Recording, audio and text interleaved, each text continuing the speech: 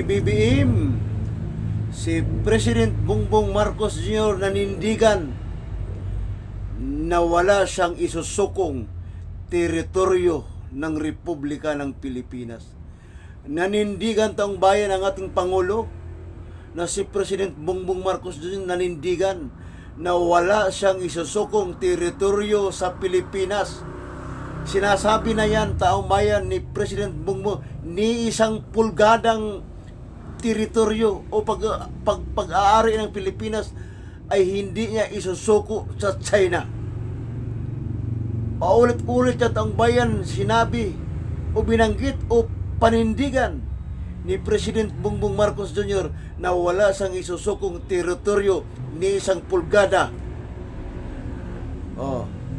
taliwas o salungat sa sinasabi ni Marcolita na dapat bitawan na lang, ibigay na lang sa China yung kalayaan Group of Island. Pakinggan niyo ang bayan na sinasabi ni President Bongbong Marcos Jr. Pilipinas, ito ang muling binigyan tingin ni Pangulong Ferdinand Marcos Jr. sa kanyang talumpati sa ika-127 ng founding anniversary ng Philippine Navy sa Naval Operating Base sa Sulis, Zambales kanina. Kasabay nito pinangunahan ng Pangulo ang commissioning ng dalawang bagong vessel ng umpong dagat. Ito ay ang PRP Miguel Malvar at ang PRP Albert Machini. Sa kabila ng tensyon sa ating ngayon, nananatiling matatag ang ating umpong dagat. We stand firm. We will never tolerate any act of disrespect against our sovereignty. Ang PRP Miguel Malvar ang kauna-unahang guided missile frigate ng bansa na may advanced sensors at weapon systems. Nakadisenyo ang 118-meter vessel na ito para sa long-range multi-role combat operations. Abril ngayon pa dumating ang barko na ito mula sa South Korea. Ang PRP Albert Machini naman ay isang missile-capable patrol vessel. Walang isusukong teritoryo ang Pilipinas. Ito ang muling binigyan tingin ni Pangulong Ferdinand Marcos Jr. sa kanyang talumpati sa ika-127 founding anniversary ng Philippine Navy sa Naval Operating Base sa Sulis, Zambales kanina. Kasabay nito pinangunahan ng Narintang bayan? Narinig ninyo? Narinig niyo ang sinasabi ni President Bongbong Marcos? Wala siyang isusukong teritoryo sa Pilipinas. Yan ang Pangulo natin. May bayag, may paninindigan. Sinasabi nilang weak leader sa BBM. Narinig niyo naman kung paano manindigan si BBM. Wala siyang isusukong teritoryo sa Pilipinas. Wala siyang isusuko.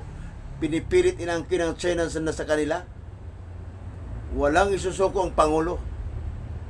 Di ba? Ang Pangulo na itong bayan ay may bayag talaga siya. May panindigan. Hindi nagpapasindak. Narinig nyo itong bayan? Yan ang sinasabi ng Pangulo yan. Paulit-ulit sinasabi ni President Marcos yan na wala siyang isusukong teritoryo. Pakinggan nyo ulit ang bayan. Pilipinas, ito ang muling binigyan tingin ni Pangulong Ferdinand Marcos Jr. sa kanyang talumpati sa ika-127 founding anniversary ng Philippine Navy sa Naval Operating Base sa Sulis, Zambales kanina. Kasabay nito pinangunahan ng Pangulo ang commissioning ng dalawang bagong vessel ng umpong dagat. Ito ay ang PRP Miguel Malvar at ang PRP Albert Machini. Sa kabila ng tensyon sa ating ngayon, nananatiling matatag ang ating umpong dagat. We stand firm. We will never tolerate any act of disrespect against our sovereignty. Ang PRP Miguel Malvar ang kauna-unahang guided missile frigate ng bansa na may advanced sensors at weapon systems. Nakadisenyo ang 118-meter vessel na ito para sa long-range multi-role combat operations. Abril ngayon pa dumating ang barko na ito mula sa South Korea. Ang PRP Albert Machini naman ay isang missile-capable patrol vessel. Walang isusukong teritoryo ang Pilipinas. Ito ang muling binigyan tingin ni Pangulong Ferdinand Marcos Jr. sa kanyang talumpati sa ika-127 founding anniversary ng Philippine Navy sa Naval Operating Base sa Sulis, Zambales kanina. Kasabay nito pinangunahan ng Narinig nyo naman. Narinig niyo? Walang isusukong teritoryo si President Bongbong Marcos. Pilipinas, ito ang muling binigyan tingin ni Pangulong Ferdinand Marcos Jr. sa kanyang talumpati sa ika-127 founding anniversary ng Philippine Navy sa Naval Operating Base sa Sulis, Zambales kanina. Kasabay nito pinangunahan ng Pangulo ang commissioning ng dalawang bagong vessel ng umpong dagat. Ito ay ang PRP Miguel Malvar at ang PRP Albert Machini. Sa kabila ng tensyon sa ating ngayon, nananatiling matatag ang ating umpong dagat. We stand firm. We will never tolerate any act of disrespect against our sovereignty. Ang PRP Miguel Malvar ang kauna-unahang guided missile frigate ng bansa na may advanced sensors at weapon systems.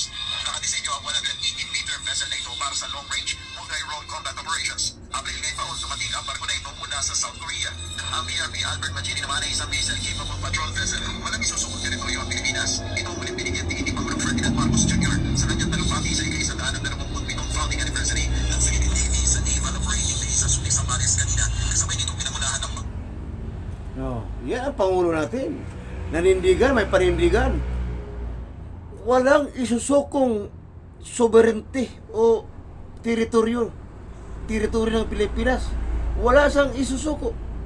Nanindigan ang ating Pangulo. Yeah, congratulations President Bongbong Marcos Jr. Congratulations. You're the best.